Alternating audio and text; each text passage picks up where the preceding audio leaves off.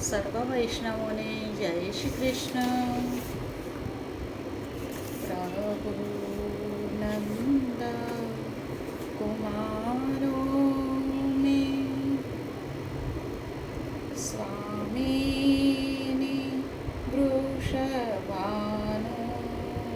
જા કૃતાર્થોહમ કૃતાર્થોહમ કૃતાર્થોહમ ન સંશય. તેનો અર્થ છે, ગોકુળના નંદ બાબાના કુમાર શ્રી કૃષ્ણ મારા સ્વામી છે અને બરસાનાના વૃષભાંજીના પુત્રી શ્રી રાધિકાજી મારા સ્વામીની છે. તેથી જ હું કૃતાર્થ છું, કૃતાર્થ છું, કૃતાર્થ છું. તેમાં કોઈ સંશય કે શંકા નથી. અગાઉ આપણે જોયું કે સુભદ્રાજી કહી રહ્યા હતા કે આજે અત્યારે આપણે જે વિષયની ચર્ચા કરીએ છીએ તે વિષયનું અર્થાત શ્રી કૃષ્ણ આજીવન બ્રહ્મચારી છે એ હકીકતનું પ્રમાણ આમાં રહેલું છે. આટલી પૂર્વ ભૂમિકા બાંધી લીધા બાદ સૌના દિલની ધડકન એકદમ વધી ગઈ. એ જોઈને સુભદ્રાજીએ એ હૃદયભેદક ઘટનાનું રહસ્ય સ્ફુટ કર્યું. સુભદ્રાજીએ કહ્યું, 18મા દિવસનો સૂર્ય અસ્ત પામ્યો અને કાળ રાત્રિનું અંધારું અવની ઉપર ઉતર્યું ત્યારે કુરુક્ષેત્રની એ રણભૂમિમાં કડંગી રીતે અને જીવલેણ ઘાથી ઘવાઈને ઢળી પડેલા અભિમાની કુરુરાજ દુર્યોધનનો મૃતદેહ શોધવા માટે એના જીવતા રહી ગયેલા 2 જીગરજાન મિત્રો, કોના મિત્રો? દુર્યોધનના મિત્રો, અશ્વત્થામા અને કૃતવર્મા, તથા સદાય કૌરવોને વફાદાર રહેલા કુલગુરુ કૃપાચાર્ય, એ 3 જણા આમ તેમ દોડાદોડ કરીને તારાઓના આછા ઘેરા અંધકાર વચ્ચે આંખો ફાડી ફાડીને મૃત સૈનિકો અને યોદ્ધાઓના મળદાઓને ફંફોળવાનો મરણીયો પ્રયાસ કરી રહ્યા હતા. એટલે કુરુક્ષેત્રનું યુદ્ધ 18મા દિવસે ખતમ થયું અને દુર્યોધનના 2 મિત્રો અને કુલગુરુ કૃપાચાર્ય એ તારાના અજવાળામાં દુર્યોધનને શોધતા હતા કે કદાચ એ મળદાના ઢગલામાંથી દુર્યોધનનો મૃતદેહ હાથ લાગી જાય. એકાએક એમના કર્ણપટલ ઉપર કોઈ ઘવાયેલ પણ જીવિત વ્યક્તિના કણસવાનો દુઃખદ અવાજ અથડાયો અને 3 જણા મળદાના ઢગ પાર કરીને એ અવાજની દિશામાં દોડ્યા. જઈને જુએ છે તો ખુદ દુર્યોધન જ અત્યંત બુરી રીતે ઘવાયેલા અને લોહીના ખાબોચિયામાં તરફડતા દુર્યોધનનો હજી જીવ જતો ન હતો, કેમ કે અંતકાળે હજી પણ તેના દ્વેષી મનમાં ભભૂકી રહેલો પેલો વેરનો અગ્નિ શાંત થયો ન હતો, બલકે કૌરવ કુળનો સર્વનાશ નજરે નિહાળ્યા પછી તો એનો વૈરાગની જ્વાળામુખીની જેમ ફાટી નીકળ્યો હતો. પોતાના પિતા ગુરુ દ્રોણાચાર્યના શિષ્યની અને પોતાના રાજવી તેમજ દિલોજાન દોસ્તની આવી બેહાલ અવદશા જોઈને પોતાના પિતા સમક્ષ જુઠ્ઠું બોલનાર કે અશ્વત્થામા મરાયો અને એમને હથિયાર હેઠા મૂકી દેવા વિવશ કરી દઈને પછી એમની હત્યા કરનાર પાંડવો પરનો અશ્વત્થામાનો ક્રોધાગ્નિ પાંડવો ઉપરનો અશ્વત્થામાનો ક્રોધાગ્નિ 7મા આસમાને પહોંચી ગયો હતો. ભાન ભૂલેલા એ નરાધમે દુર્યોધનની જખમી જંગામાંથી વહી રહેલા રુધિરમાં હાથ બોળીને કાળ પ્રતિજ્ઞા લીધી. કોણે કાળ પ્રતિજ્ઞા લીધી? અશ્વત્થામાએ કાળ પ્રતિજ્ઞા લીધી કે અત્યારે જ હું જાઉં છું અને થોડી જ વારમાં એ પાંચેય પાંડવોના શિર વાળીને, હે મિત્ર, તમારા રક્તભીના ચરણોમાં જો ન જગોડી દઉં તો મારું નામ અશ્વત્થામા નહીં. અને હાથમાં ખુલ્લા ખડક સાથે એ કાળમુખો અશ્વત્થામા કાળરાત્રિના અંધારાને ચીરતો ચૂપચાપ આગળ વધ્યો. મધ્યરાત્રિ થઈ ચૂકી હતી અને 18 દિવસના સતત યુદ્ધના થાકથી શ્રમિત થયેલા સૈનિકો તથા સેનાનાયકો તદ્દન નિર્ભય થઈને આજે ઘોર નિંદ્રામાં પોઢી ગયા હતા. તે સમયે દગાખોર દ્રોણપુત્ર પાંડવ શિબિરમાં પ્રવેશ્યો અને ત્યાં ઘસઘસાટ પોડી ગયેલા પાંચેયના શિર તેણે અંધારામાં જ વાળી નાખ્યા. પરંતુ ભલું થજો મારા અંતર્યામી ભૈયા શ્રી કૃષ્ણનું કે એમને અગમચેતી વાપરીને આવતીકાલે સવારે હવે વિજયની જય ઘોષણા સાથે હસ્તિનાપુરમાં કેવી રીતે પ્રવેશ મેળવવો અને સર્વપ્રથમ કાર્ય કયું હાથ ધરવું તેની ચર્ચા વિચારણા કરવાના બહાને પાંચેય પાંડવોને પોતાની છાવણીમાં બોલાવી લીધા હતા. અને આજે હવે નિરાતે આપણે વાતો કરતાં કરતાં સહશયન કરીશું એમ કહીને પાંચેય પાંડવોનો શયન પ્રબંધ તેમણે પોતાની સુરક્ષિત છાવણીમાં જ કરાવ્યો હતો. તેથી અશ્વત્થામાના હાથે જે હણાયા તે 5 પાંડવો ન હતા, એ તો પાંચાળીના પાંચેય પુત્રો, યુધિષ્ઠિર પુત્ર પ્રતિવિંધ્ય, ભીમસેન પુત્ર સુતસોમ, અર્જુન પુત્ર શ્રુતકર્મા, નકુલ પુત્ર શતાનિક અને સહદેવ પુત્ર શ્રુતસેન. આટલું બોલતા બોલતા તો લાગણીશીલ સુભદ્રાનું હૈયું એકદમ ભરાઈ આવ્યું. માતા રોહિણી દેવી અને ભાભીઓની આંખો પણ અશ્રુભીની થઈ ગઈ. તાત્કાલિક પાણી મંગાવવામાં આવ્યું. સૌએ જલપાન કરીને પુનઃ સ્વસ્થતા પ્રાપ્ત કરવાનો પ્રયત્ન કર્યો. વીરાંગના સુભદ્રાએ થોડી જ ક્ષણોમાં હૈયું કઠણ કરીને આગળ કહેવા માંડ્યું. ઘાતકી અશ્વત્થામા તો હરખાતો એ પાંચેયના કાપેલા અને રક્ત નીકળતા શિર લઈને દુર્યોધનને વધાઈ આપવા દોડી ગયો. પરંતુ તારાઓના પ્રકાશમાં એ પાંચેયના ચહેરા ઓળખી ગયેલા દુર્યોધનનો વેર ભૂખ્યો આત્મા કકળી ઉઠ્યો. મૃત્યુશૈયા પર પડ્યા માથું પછાડીને અને ઘોર આક્રંદ કરીને અશ્વત્થામા પર ફિટકાર વરસાવતા તેણે કહ્યું, દુષ્ટ બ્રહ્મ રાક્ષસ, તને ખબર નથી કે તે વગર વિચારી આવું ભયંકર પાપ કરી નાખ્યું? હે કાતિલ, કાળમુખા, તે તો પાંડવોને બદલે પાંચેય પાંડવ પુત્રોને હણી નાખ્યા. નરાધમ, તને રૌરવ નરકમાં પણ સ્થાન નહીં મળે.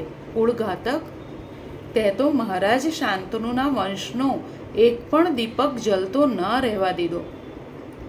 પૂર્વજોને અને અમને પિંડદાન કરનારો હવે તો એક પણ વંશજ ન કૌરવ કુળમાં જીવિત રહ્યો કે ન પાંડવ કુળમાં. અવિચારી અશ્વત્થામા, તને ધિક્કાર છે. તારું કાળું મોં લઈને તું મારી નજર આગળથી દૂર થા. અને પાછળથી આ બધું કુલગુરુ કૃપાચાર્યે જ્યારે અમને કહ્યું ત્યારે અમને ખબર પડી કે જિંદગીમાં ક્યારેય પશ્ચાતાપના આંસુ ન સારનારો દુર્યોધન એ રાત્રે કુરુક્ષેત્રની યુદ્ધભૂમિ પર માથા પછાડીને રડ્યો. શું કહ્યું કે પાછળથી કુલગુરુ કૃપાચાર્યે જ્યારે અમને કહ્યું ત્યારે અમને ખબર પડી કે જ્યારે જિંદગીમાં ક્યારેય પશ્ચાતાપના આંસુ ન સારનારો દુર્યોધન એ રાત્રે કુરુક્ષેત્રની યુદ્ધભૂમિ પર માથા પછાડીને રડ્યો અને પાંડવોની ક્ષમા યાચતા તેણે પ્રાણ ત્યાગ્યા. આ બાજુ સવાર પડતા અશ્વત્થામાના આ હત્યાકાંડની સ્મશાનવત બની ગયેલી અમારી પાંડવ છાવણીમાં સતી દ્રૌપદીની હાલત તો કોઈથી જોઈ જતી ન હતી. ફરી જોઈએ. આ બાજુ સવાર પડતા અશ્વત્થામાના આ હત્યાકાંડથી સ્મશાનવત બની ગયેલી અમારી પાંડવ છાવણીમાં સતી દ્રૌપદીની હાલત તો કોઈથી જોઈ જતી ન હતી. ભૈયા શ્રી કૃષ્ણની છાવણીમાંથી પ્રાતઃકાળે વિદાય લઈને હવે વિજેતા તરીકે હસ્તિનાપુરમાં પ્રસ્થાન કરવા પોતાની છાવણીમાં પરત આવેલા 5 પાંડવોથી આ કારમો વ્રજઘાત સહ્યો જાય તેમ ન હતો. તો બીજી બાજુ 5 પુત્રોની જનેતા એક રાતમાં પુત્ર વિહોણી બની ગઈ. જે રીતે હૈયાફાટ રુદન કરતી હતી અને એના ચોધાર આંસુડાની ધારા છાવણીમાં રેલાયેલા પુત્ર રુધિરમાં જે કારુણ્યથી ભળી જતી હતી તે જોઈને જ્યેષ્ઠ પાંડવ પુત્ર યુધિષ્ઠિર અને શ્રેષ્ઠ ધનુર્ધર અર્જુન કિંકર્તવ્યમૂઢ થઈને પાંચાલીની પાસે નતમસ્તકે બેસી ગયા હતા. દ્રૌપદીનું આ કારમો આક્રંદ અને વિજયનો આનંદ મહાશોકમાં પલટાઈ ગયો. એ ઘા ભીમસેનથી જીરવાયો નહીં અને પોતાની ગદા હવામાં વીંજીને એમણે ચિત્કાર સહ કહ્યું, હું એ હત્યારાને નહીં છોડું. હું એ બ્રહ્મ રાક્ષસના ટુકડે ટુકડા કરી નાખીશ. હું એને પાતાળમાંથી પણ શોધીને તેના પ્રાણ લઈશ તો જ મારો આ વિરાગની હવે બુઝાશે. અને એવી ગર્જનાઓ કરતાં કરતાં મારા જેઠ શ્રી ભીમ અશ્વત્થામાને ઢૂંઢવા છાવણીની બહાર દોડી ગયા. આટલામાં તો આ દુઃખદ ઘટનાના સમાચાર મળતા જ ભૈયા શ્રી કૃષ્ણ વિદ્યુક્ત વેગે પાંડવ છાવણીમાં દોડી આવ્યા અને જોયું તો એક બાજુ હણાયેલા 5 પાંડવ પુત્રોના માથા વગરના અને લોહી નીકળતા ધડ ધરા ઉપર પડ્યા હતા અને બીજી બાજુ ધર્મરાજ યુધિષ્ઠિર હતપ્રદ થઈને જાણે પાષાણ પ્રતિમા જેવા સૂનમૂન બેસી રહ્યા હતા અને એમની બાજુમાં નતમસ્તકે બેઠા હતા તેમના ભ્રાતા ધનુર્ધર ધનંજય.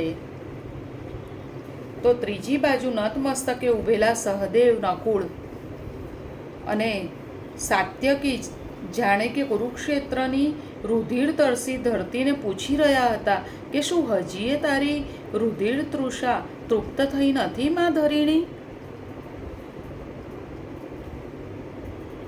તો આ બાજુ હું અને ઉત્તરા મહા મુસીબતે તેમને પકડી રાખીને બેઠા હતા.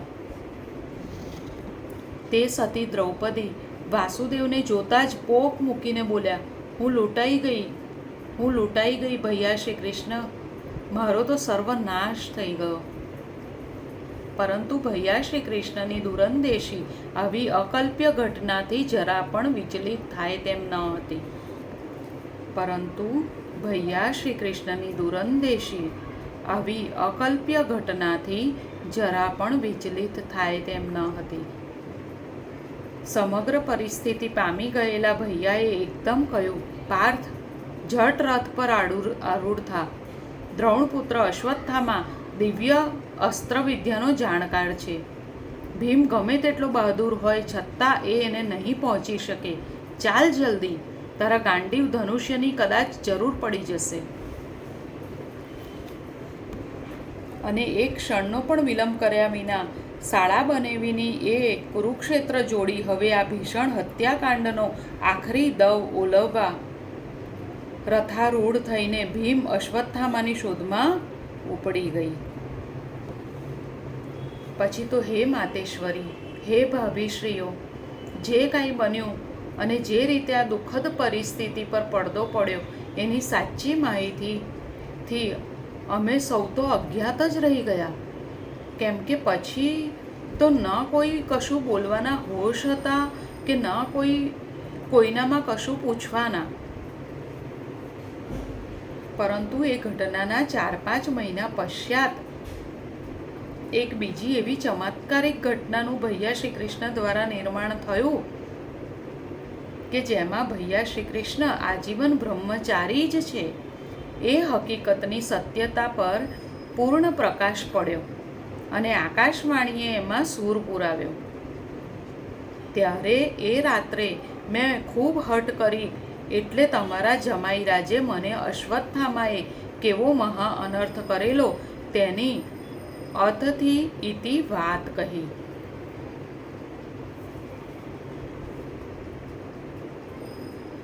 હવે જો હું તમને અત્યારે એ વાત ન કહું અને સીધે સીધી પેલી રહસ્યમયી ઘટના જ કહું તો તમને એ દિવસની કારમી કસોટીની ગંભીરતાનો ખ્યાલ નહીં આવે.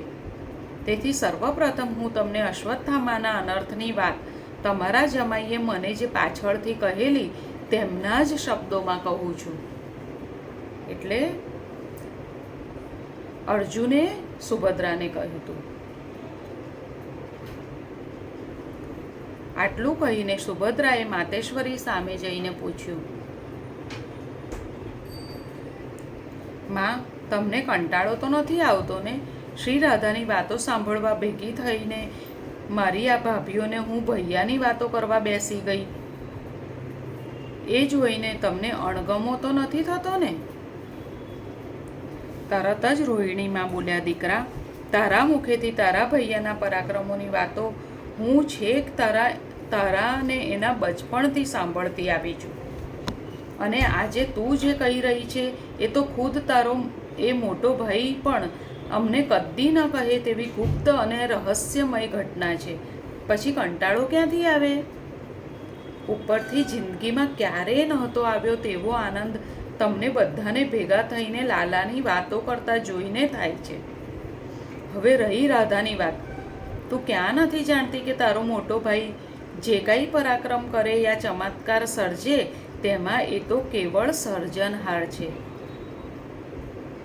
એની સર્જન શક્તિ ગણો કે આહ્લાદીની શક્તિ કહો, એ બધું તો એના ગોલોકેશ્વરી શ્રી રાધિકાજી જ છે. તેથી તું શ્રી કૃષ્ણની વાત કરે કે શ્રી રાધાની, બંને એકરૂપ અને એકાકાર હોવાથી તથા અભિન્ન અને અભેદ હોવાથી એકની કથામાં બીજાની કથા પુષ્પમાં સુગંધ ભળે તેમ ભળી જાય. માટે અમારા ગમાણગામાની ચિંતા છોડી દઈને હવે તું આ રહસ્યમયી ઘટના જ પૂર્ણ કર. હમણાં સાંજ પડી જશે અને દાઉ કે શ્યામ જો અહીં આવી ગયા તો તારી આ કથા અધૂરી રહી જશે બેટા. માટે સમય બગાડ્યા વગર તેની પૂર્ણાહુતિ કર. માતેશ્વરીના સૂરમાં જાણે સૂર પુરાવતા હોય તે રીતે રૂકમણી અને સત્યભામા સહિત સૌએ આંખો નમાવી. એટલે સુભદ્રાએ કૌંતેય શ્રી અર્જુને એને કહેલી તે મીના જાણે એમના જ શબ્દોમાં કહેતી હોય એ રીતે કહેવા માંડી. મોટાભાઈ ભીમ તથા નરાધમ અશ્વત્થામાને શોધતા શોધતા હું અને સખા શ્રી કૃષ્ણ ઘણા દૂર નીકળી ગયા. આખરે શ્રી ગંગાજીને કિનારે અમારો રથ આવી પહોંચ્યો. એ અતિ રમણીય સ્થળની પૂર્વાનુભૂતિ થતાં દ્વારિકેશ વાસુદેવને ખ્યાલ આવી ગયો કે અમે મહામુનિ કૃષ્ણ દ્વૈપાયન શ્રી વેદવ્યાસજીના આશ્રમ પાસે આવી પહોંચ્યા છીએ. ત્યારે એ મને આપણા એ પૂર્વજ અને પૂજ્ય મહામાતેશ્વરી શાંતનુ પત્ની મૈયા સત્યવતી દેવીના સુપુત્રના દર્શન કરાવવા અંદર લઈને આવ્યા. શું કહ્યું ફરી જોઈએ? શ્રી કૃષ્ણને ખ્યાલ આવી ગયો કે અમે મહામુનિ કૃષ્ણ દ્વૈપાયન શ્રી વેદવ્યાસજીના આશ્રમ પાસે આવી પહોંચ્યા છે. અશ્વત્થામાને શોધતા શોધતા ત્યારે એ મને આપણા એ પૂર્વજ અને પૂજ્ય મહામાતેશ્વરી શાંતનુ પત્ની મૈયા સત્યવતી દેવીના સુપુત્રના દર્શન કરાવવા અંદર લઈ ગયા. અમે આશ્રમમાં પ્રવેશ કરી મુનિ વેદવ્યાસજીની કુટીરમાં દાખલ થયા. ત્યારે પોતાની દિવ્ય લેખિની દ્વારા એ મહામુનિ તો એકાગ્ર ચિત્તે લેખન કાર્યમાં પૂર્ણ વ્યસ્ત હતા. અમારા ઓચિંતા આગમનને પોતાના તપોબળથી કળી ગયેલા મહામુનિએ યોગેશ્વર શ્રી કૃષ્ણનું અભિવાદન કર્યું અને ચરણે પડેલા મને પોતાના જ પૌત્રને પ્રેમથી હૃદયાલિંગન આપી આસન ગ્રહણ કરવા જણાવ્યું. જિજ્ઞાસુ શ્રી કૃષ્ણે મુનિવરને આદર સહિત પૂછ્યું, હે મહાનુભાવ, હે પરાશર પુત્ર કૃષ્ણ દ્વૈપાયન, હવે આ બીજું કયું મહાકાવ્ય રચવાની પ્રવૃત્તિ હાથ ધરી છે? મહામુનિએ કહ્યું, હે કૃષ્ણદેવ, મારી આર્ષદ્રષ્ટિથી મેં મહાભારત તો આલેખ્યું, પરંતુ એના દુઃખદ અંતથી મારા મનને મહા અશાંતિ પ્રાપ્ત થઈ. તેથી શ્રી નારદજીની પ્રેરણા અને પ્રાર્થનાથી હવે હું મારા મનની શાંતિ કાજે ભક્તિના અખંડ વહેતા ઝરણામાં ચિત્તને જબોળીને આનંદથી પર એવા નિત્યાનંદ અને સચ્ચિદાનંદને માણવા માટે શ્રીમદ ભાગવત આલેખવાનો પ્રારંભ કરી રહ્યો છું. અને હું તો કોઈ અબૂધ અને મૂઢ બાળકની જેમ આ બંને વિશ્વવંદ્ય વિભૂતિઓને અપલક નિરખી રહ્યો. યોગીરાજ શ્રી વ્યાસજી અને યોગેશ્વર શ્રી કૃષ્ણના દિવ્ય ચક્ષુ એકમેકની આંખોના ઊંડાણ પારખતા કોઈ ગૂઢ સંજ્ઞા સમસ્યાની આગાહી નયનની ભાષામાં કરી રહ્યા હતા, એટલું તો હું સમજી શક્યો. એ કોણ સમજી શક્યું? અર્જુન.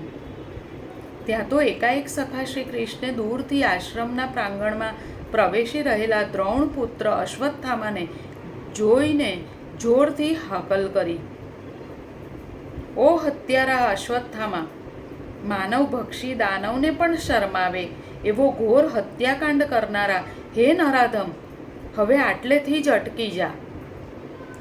અને તરત ઊભા થઈ જઈને મેં એ તરફ જોયું તો એ બ્રહ્મ રાક્ષસ પોતાના ધનુષ્ય પર બ્રહ્માસ્ત્ર ચડાવતા ચડાવતા ભ્રુકુટી તંગ કરીને જોરથી બબડતો હતો.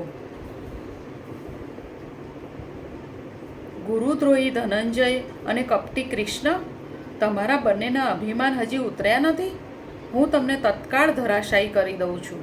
અને આટલું કહેતા કહેતા તો એ નરાધમે પોતાનું અમોઘ બ્રહ્માસ્ત્ર છોડી દીધું.